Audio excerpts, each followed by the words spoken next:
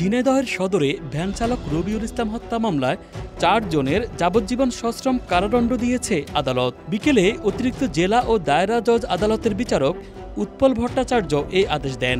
দণ্ডপ্রাপ্তরা হলেন উপজেলার কেশবপুর গ্রামের মাজেদুল উর্ফে মাজু, গোলাম রসুল, আজিজুল ও জাহিদুল ইসলাম।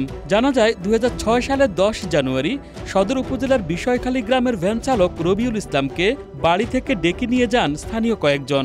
এরপর অনেক খোঁজাখুঁজি করেও তাকে আর খুঁজে পাওয়া যায়নি।